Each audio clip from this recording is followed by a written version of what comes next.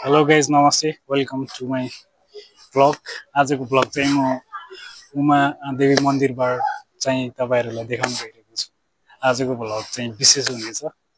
हामी चाहिँ मन्दिर वरिपरिको टुर गर्नेछौँ। यसको साथै हामी किर्तिपुर एरियाको चाहिँ हामी चाहिँ अवलोकन गर्ने र हजुरहरुलाई देखाउने चाहिँ प्रयास गर्नेछौँ। ओके गाइज, अब चाहिँ यो मन्दिरमा रहेको हाम्रो चाहिँ अब गणेश भगवानको मूर्ति चाहिँ तपाईहरुलाई देखाउने प्रयास गरिरहेको छु। यो चाहिँ हाम्रो बाहुबली मुभीमा पनि देखाएको थियो, जुन त्यस्तै सेम त्यस्तै लागिरहेको छ हेर्दाखेरि चाहिँ। अब यो चाहिँ अब नेपालको इतिहास झल्किने खालको चाहिँ मन्दिरको रूपमा लिनु पनि सकिन्छ चाहिँ। यो चाहिँ किर्तिपुरको एउटा हिलटपको मन्दिरको रूपमा पनि लिने हो हामीले चाहिँ।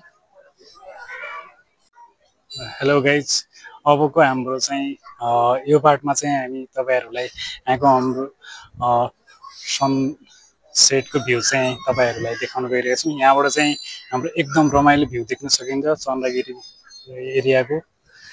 यो चाहिँ किर्तिपुरको यताको पश्चिम साइडतिरको एरिया हो। यो मन्दिरबाट देख्न सकिने।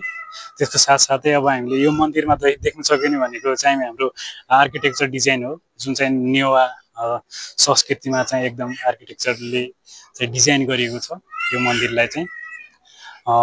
यो मन्दिर अब तपाईले भ्यू गर्नको लागि चाहिँ किर्तिपुर नगरपालिका भित्र आएर चाहिँ तपाईले टपमा छ यो किर्तिपुर एरियाको। यहाँबाट चाहिँ तपाईहरुले घुम्न फोटो खिच्न सक्नुहुनेछ। अब चाहिँ यो मन्दिरबाट चाहिँ हाम्रो काठमाडौँ भ्याली चाहिँ पूर्ण रूपमा देख्न सकिन्छ हैन। यहाँबाट भ्यूहरु जस्तो कि तपाई